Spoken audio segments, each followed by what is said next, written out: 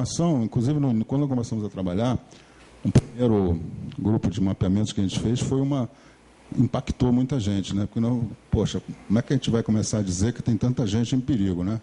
Isso, para uma visão de governo, pode ser complicado, né? Porque você começa a saber, você está dizendo onde tem. A questão é que tem que tomar alguma providência na frente, né?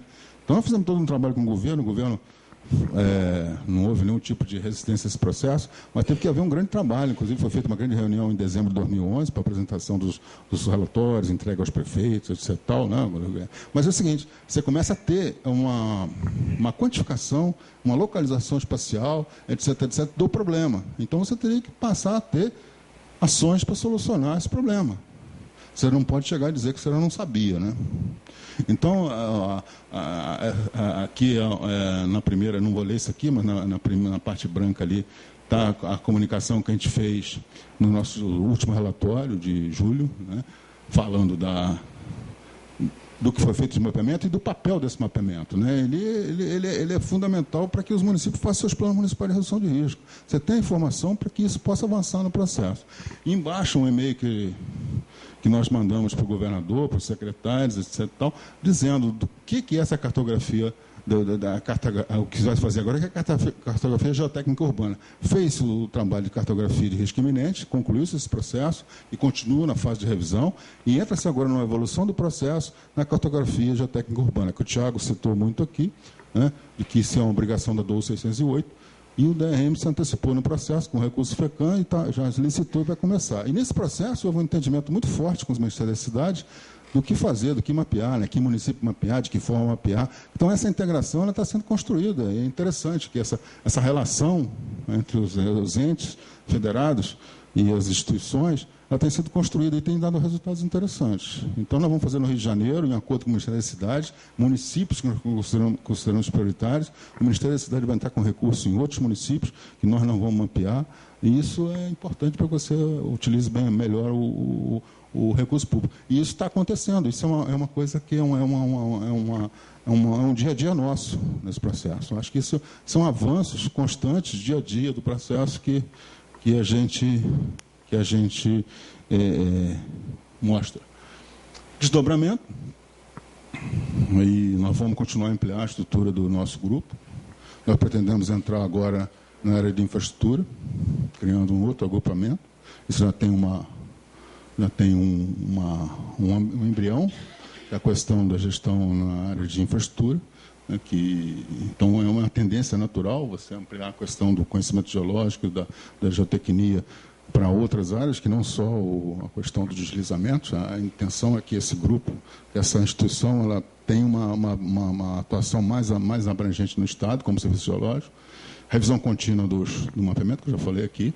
As cartas geotécnicas de 10 municípios. Esses 10 municípios são Litoral de São Gonçalo, Angra, Mangaratiba, Três Rios, Barra Mansa, Itaperuna, Friburgo, Teresópolis e Petrópolis. Falei certo? Faltou algum? Acho que são os 10, né? Decorei. Atuação direta junto aos municípios, nós temos trabalhado muito fortemente. A integração está cada vez mais evidente entre as instituições. O Compra Assistida, que é um contrato grande agora de Petrópolis, né? São 1.000 moradias, não são 1.000 que você falou? São 1.000 residências, né? Com o INEA, né?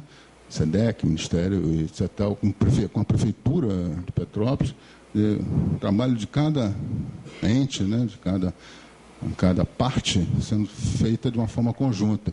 E os trabalhos estão andando. A revisão de mapeamentos, por exemplo, o Angra dos Reis é um caso clássico, né? Foram feitos uma série de mapeamentos em Angra dos Reis, nós estamos trabalhando com eles na compatibilização, na organização desse mapeamento, para que ele possa ser... Se eu tiver, foi feito um mapeamento pela COP, foi feito um mapeamento pela CPRM. Como é que você compatibiliza mapeamentos feitos por setores diferentes, conceitos diferentes, né? E, então, como é que você compatibiliza isso? Como é que a Defesa Civil, que vai ficar com a bomba no final do caminho, vai poder utilizar esse material? Aí tem 2 mapeamentos, não há nenhuma crítica aqui à feitura dos mapeamentos, mas como é que ele pode ser compatibilizado para uso na ponta, né? Então, nós estamos trabalhando isso com o Angra dos Reis, é um trabalho muito interessante nesse processo. Procedimentos comuns e coordenados, eu tenho o GRAC, já foi destacado aqui, a gente destaca muito a ação do GRAC, a ação de vocês e Douglas, né? Coronel Douglas e do Coronel Sérgio Simões, na matriz do GRAC, né, matriz de responsabilidade, que juntou, a Defesa Civil juntou todo mundo aqui, os municípios, os órgãos federais, estaduais, municipais, qual é a responsabilidade de cada um, do INEA, do DRM, da Secretaria disso, Secretaria daquilo outro, foi definido em matriz, né? Então, isso mostra essa organização. Tanto que nesses acontecimentos mais recentes, o último foi de Petrópolis, em março, a questão da coordenação dos processos funcionou muito melhor, né? Apesar de talvez uma sirene não ter funcionado, né? Mas funcionou muito melhor. O contrato do Banco Mundial, que está em arranjo, que vai comprar radar, que vai fazer o arranjo institucional e tantas outras questões aqui, está em andamento. E a parte talvez um pouco mais frágil no processo aqui tem sido como é que a gente fecha alguns protocolos que são necessários de cooperação, principalmente com os entes federais. Entendeu? A gente ainda não tem protocolo com o CEMADEM, né, apesar de ter, né, a gente ter discutido isso, a gente não tem protocolo com o Senad, a gente não tem protocolo com a CPRM, a gente tem cooperação, mas a gente entende aqui, na nossa atuação, que você precisa ter definido o passo a passo no processo, né? Isso em forma de protocolos. Onde que você entra, que momento que você entra, de que forma que você entra. Essa questão dos protocolos é algo que nos incomoda e eu acho que é um dos pontos que tem que se avançar. Estou terminando aqui. Isso aqui eu copiei da apresentação do Cláudio, que compilou todo o arcabouço de legislação, né, que já existe um arcabouço de legislação muito forte e cada vez mais efetivo. A lei 12.608 é um caso claro. O Rio de Janeiro já tem legislações novas também, né, que desde o decreto do estadual 42.406, que foi baixado em abril, né, o Guilherme lembra? Praça Guanabara, discutindo com o governador, depois do Bumba, ele baixou um decreto, foi o primeiro decreto para buscar fazer com que, né, a questão do morar seguro, quer dizer, o município realocar as pessoas, ter apoio do Estado, teria que ter um embasamento técnico do DRM ou do INEA, né? Até com o conceito que a gente tem falado, o Cláudio tem falado, isso tem que ser revisado, o conceito do risco ainda estava atrasado ali, mas teve a coisa vai sendo construída, né? A 12.608, que veio em 2012, e tivemos agora uma lei importantíssima, que é a Lei 6442 de 2013, iniciativa da Secretaria do Ambiente, né, que define a observância dos mapeamentos, tanto de risco quanto das áreas de inundação, pelos municípios nas suas ações e inserção disso nos planos diretores. Então, tudo caminha para que esse acervo, esse grande acervo de informações coordenadas, você vai chegar no município e apoiar o município para que ele seja inserido nos planos diretores, que é a questão que foi falada aqui, não sei, acho que foi o Tiago falou, acho que a prefeita falou também, de como é que você define o crescimento das cidades, para onde que a cidade vai, onde que você vai poder ter a aprovação do loteamento, onde você vai tirar pessoas, e esse mapeamento que nós estamos começando agora, essa semana, em 10 municípios do Estado. E aqui alguns exemplos de documentações, como aqui o contrato do Banco Mundial, o contrato de execução das cartas geotécnicas urbanas. Acho que são as últimas aqui. Uma série de artigos dessa legislação que confere à nossa instituição, Serviço Geológico do Estado, atribuições. Então, você vai conseguindo amarrar as questões, né? Porque senão você chega, como se chegava em Angra em 2009, lá, quem é você, né? Pô, eu sou do DRM, o que o DRM faz? Onde é que está escrito, né? Vamos chamar o IPT, entendeu? Não, vamos chamar o IPT porque o IPT resolve. Mas o IPT você resolve se você tiver um bom contrato de consultoria, né? Então, mas aqui a gente não precisa de contrato de consultoria, nem nós, nem o Fonteles, né? Nós somos essa função pública nossa. Então, você já tem, nesse curto período de tempo, a instituição como a nossa, que estava à margem do processo e não tinha uma atuação específica, passa a estar inserida no processo e ter atribuições legais. Isso acho que é extremamente importante. E fechando aqui, só para chatear o Tiago, implicar com ele um pouco, como é que a gente articula, né? Federal, estadual, municipal. Acho que só para deixar para o final aqui, que é uma coisa mais que a gente chama de reflexão, né? Eu acho que avançou muito, né? Você tem as nossas bateções de cabeça no nível estadual, a nossa bateção de cabeça no nível federal. Quer dizer, o Tiago falou muito sobre isso, eu acho que é a preocupação de todo mundo, como é que você se articula, né? Porque, de repente, como é que eu às vezes, não consigo me articular com o INEA como deveria, mas hoje melhorou bastante. cada vez tem melhorado mais esse processo de articulação. E aqui para baixo, né? Nos municípios, né? Então, nós temos avanços muito fortes em alguns municípios e outros não tão fortes. Mas essa matriz de articulação, que a gente chama do Pacto Federativo, tem essa questão do desastre, dos acontecimentos, tem avançado muito na organização desse processo. E aí não tem mocinho, não tem bandido, tem realmente uma situação, que você tinha uma situação anterior, e numa situação nova você vai poder realmente atender melhor, tanto na prevenção como na resposta, né, que é o que interessa, né? Isso é realmente o que interessa. Eu acho que é isso aí, gente. Só fechando aqui, só relembrando aqui para o último slide. Em agosto do ano passado, a presidente lançou o Plano Nacional de Gestão de Risco, acho que foi algo marcante também, né? Foi a primeira vez, eu como geólogo, vi a presidente da República, com todos os seus ministros, presidente do Congresso, né, falando de geologia e mapeamento. Eu nunca tinha ouvido falar nisso, não sei, desde o tempo de Juscelino, quando ele criou a CONAS, que eu não era nascido, né? a comissão de formação de geólogo. Mas todo o governo reunido para falar da questão do enfrentamento, da gestão de risco, resposta, etc.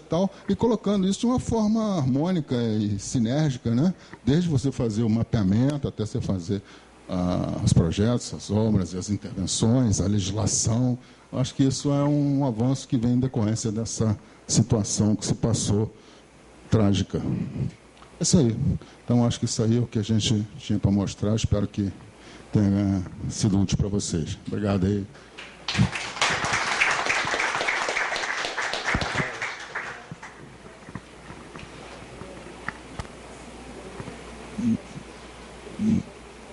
Bem, na verdade a programação era essa mesa inicial e depois mais uma outra mesa, mas eu, adiantada a hora, gostaria de saber se as pessoas da segunda mesa, não é isso, Yara?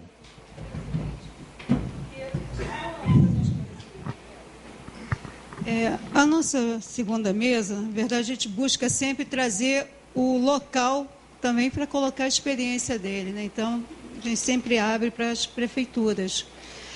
E o processo aqui também, né, de convite, nós abrimos o convite a todos, né? E geralmente a resposta vem na véspera. Às vezes nem vem a resposta e a pessoa está aqui. Então, eu vou abrir para o público para ver, representando as prefeituras. Alguém gostaria de falar?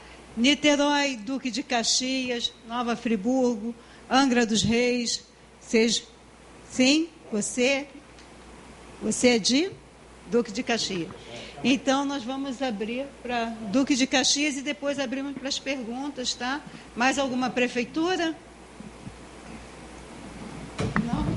Não? Então, tá. Depois Niterói. Tá? Obrigada.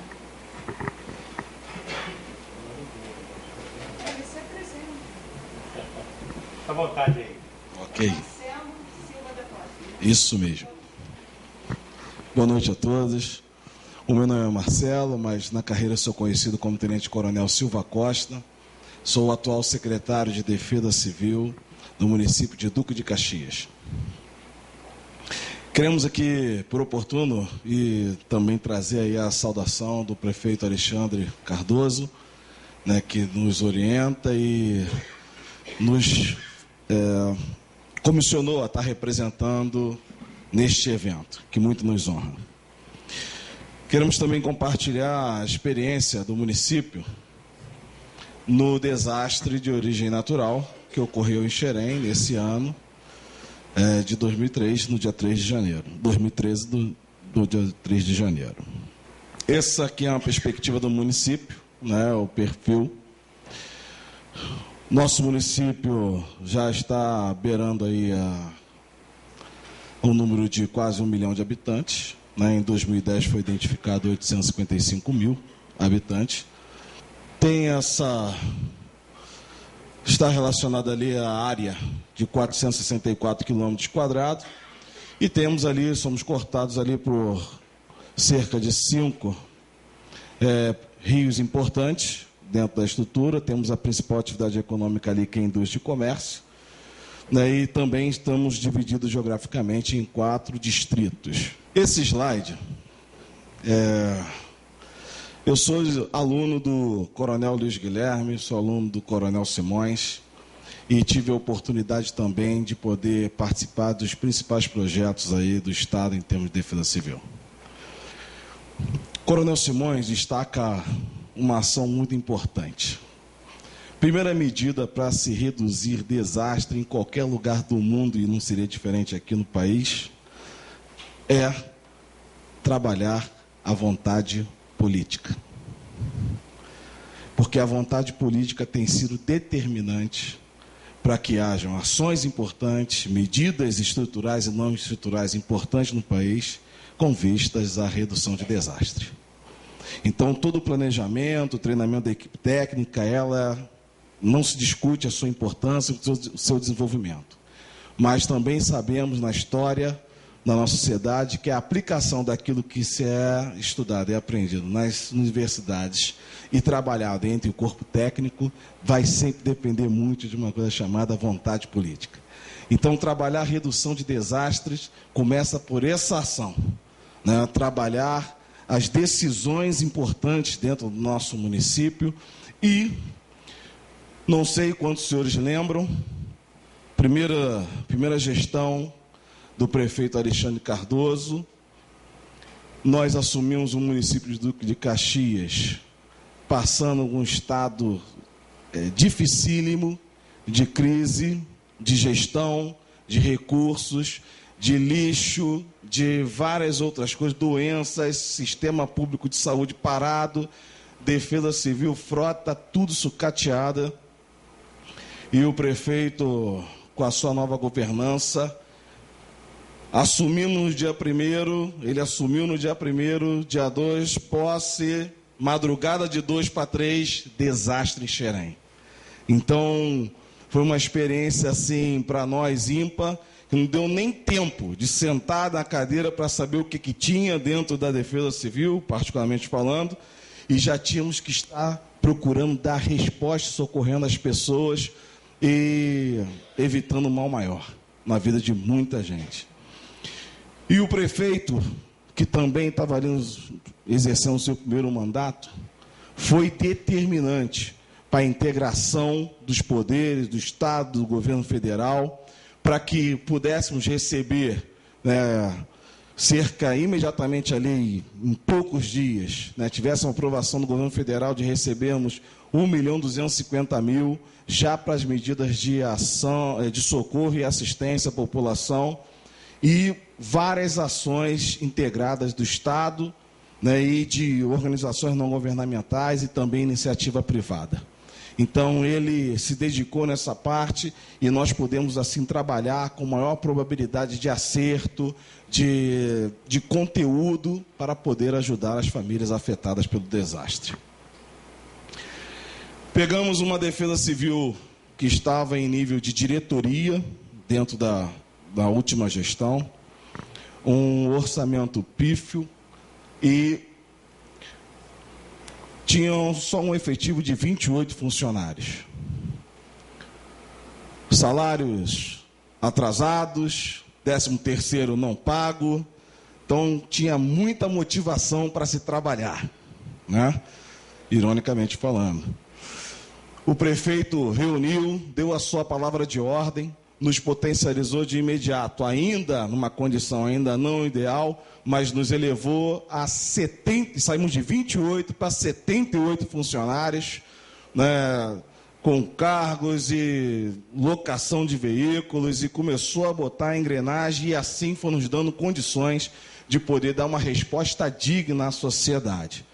Então, o prefeito Alexandre Cardoso criou a secretaria, tirou de um nível de diretoria e criou a Secretaria Municipal de Defesa Civil. E com a sua governança nos honrou e trouxe bastante dignidade à população de Duque de Caxias para uma resposta que nós ainda estamos trabalhando até os dias de hoje.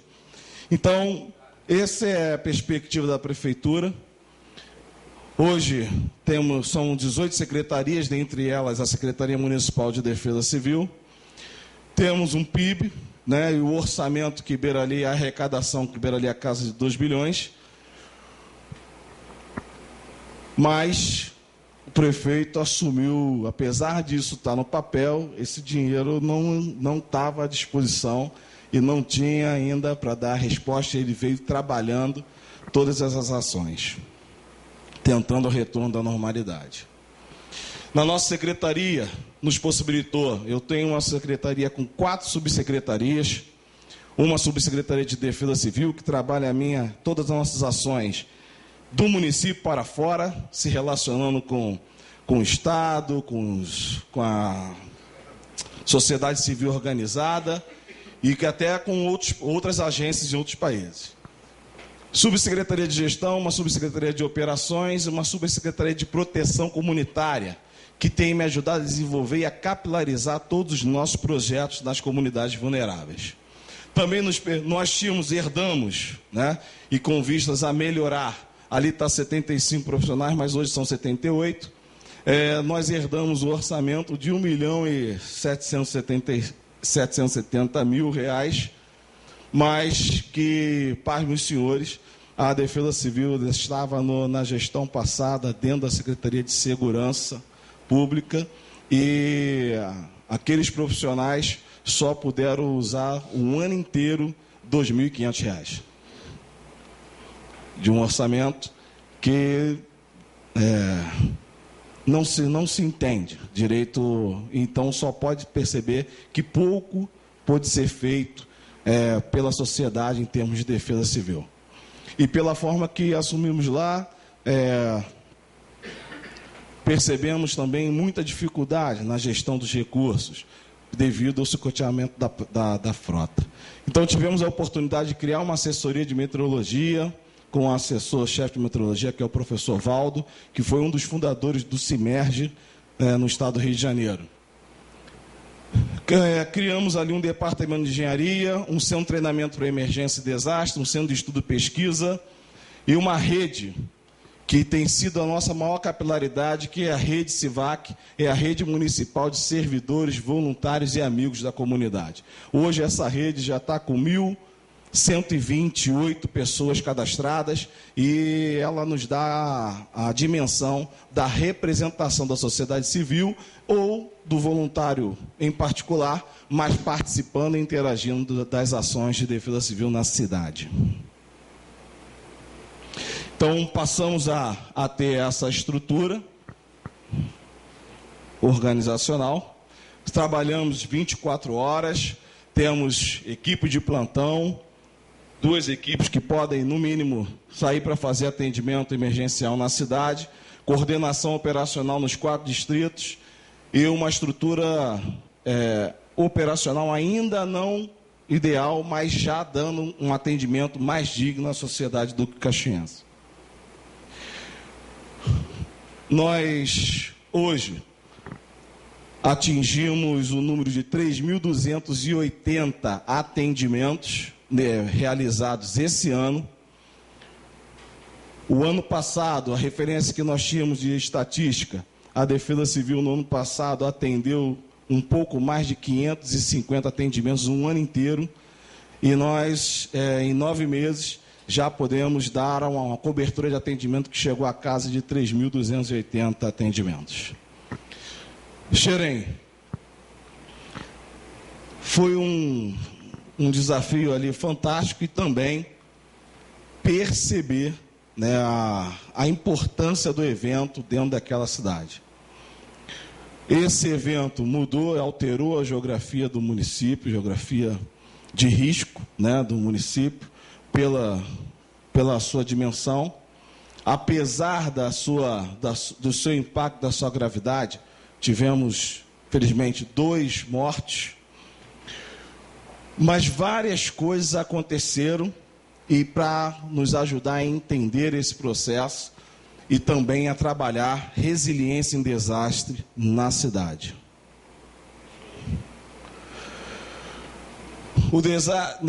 Lá em Xerém, ali tem o desenho de pelo menos 3 microbacias: Saracuruna, João Pinto e Bacia do Registro. O desastre aconteceu na bacia do João Pinto, e que houve um fenômeno na madrugada, atingindo uma pancada de 24 meninos, esse é o que está no nosso registro, às 2 horas da manhã, e que onde startou esse evento, esse desastre, passando pela bacia ali, pelo rio Capivari, e atingindo ali aquele bairro.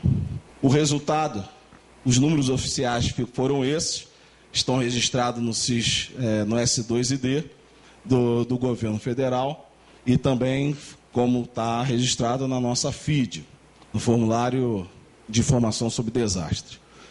Então, chegamos ali a ter um número de desalojados na ordem de 1.150 e desabrigados 270. 2 mortos, mas os afetados chegaram a casa de 100 mil, porque esse dano e os alagamentos, as inundações foram atingindo várias outras partes da cidade, inclusive outros distritos. A Defesa Civil conseguiu, de forma integrada e com um significativo apoio da Defesa Civil Estadual, que no momento nós não tínhamos carro, não tínhamos equipe ainda organizada, estruturada, e a Defesa Civil do Estado colocou quase 20 viaturas, nos emprestou ônibus, emprestou técnicos, vários bombeiros, nos ajudando a fazer as vistorias, organizar a logística para donativos, fazendo as doações, e que foi nos ajudando a dar uma resposta digna àquela população afetada. Então, chegamos, num dado momento, nesses números de boletins de ocorrência foram abertos 1.206, vistorias técnicas realizadas foram 1.126, interdições 562, demolições naquela época foram de 96. E isso, as demolições foram feitas pelo INEA, que também foi um excelente, um grande parceiro e que chegou junto e nos ajudou também a resolver e a minimizar os problemas. Situações de agravamento. O desastre já tem a sua importância, o seu impacto. Mas esse desastre veio sobre uma cidade que estava funcionalismo com salário atrasado, população fragilizada, colapso de serviço público de limpeza urbana. A cidade tinha reunido cerca de 70 mil toneladas de lixo. E colapso no serviço público de saúde, os hospitais parados, postos de saúde parados, hospitais importantes ali parados também, alto custo da dívida interna e externa e sucateamento da frota. Com a articulação do prefeito e de toda a governança, ele conseguiu a participação e o apoio das empresas, das indústrias, da Reduc, de parceiros de empresas privadas, órgãos não governamentais, e começou ali e conseguimos retirar cerca de 800 caminhões de volumosos e lixo. Recebemos mais de 10 toneladas de alimentos, água e roupas. Foram abertos 16 pontos de apoio na cidade, naquela região, para acolher as vítimas, os desalojados e desabrigados. Recebemos do governo federal 1.250.000 para o socorro e assistência, que foram administrados pela própria Defesa Civil. Recebemos também uma verba de 12 milhões para construir uma ponte lá na altura do Café Torrado, que a ponte foi destruída, então ela está sendo reconstruída e essa obra deve terminar em dezembro desse ano. E também recebemos recursos para efetuar o pagamento de aluguel social, que foi inicialmente dimensionado para 300 famílias, mas que nós pagamos 301 famílias, no valor de R$500.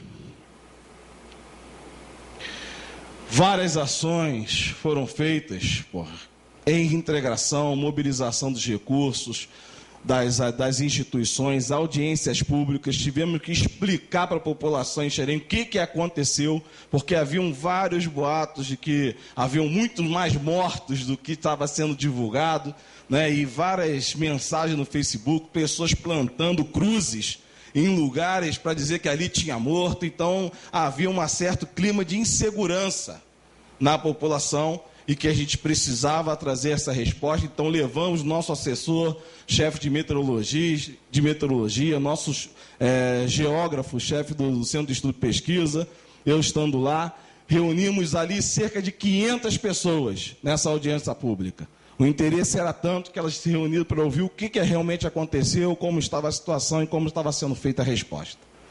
O agora ex-ministro Fernando Bezerra esteve lá na época, sobrevoou com o vice-governador Pezão e deram as orientações necessárias para que fosse feita a liberação e o empenho desses recursos.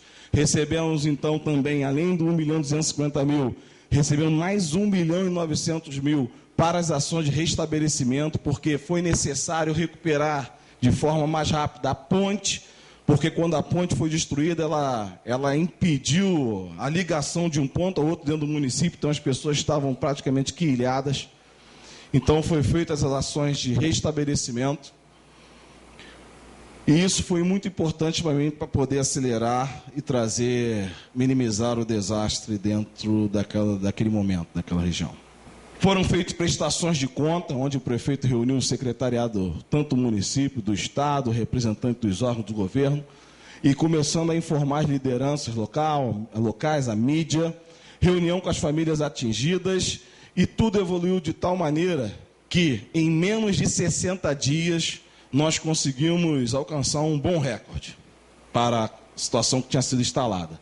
Em menos de 60 dias, nós conseguimos pagar o primeiro aluguel social. O primeiro recurso de aluguel social fizemos dentro da agência do Banco do Brasil, que foi a responsável, e já tinha a sinalização do governo federal, por intermédio da presidenta Dilma, que autorizou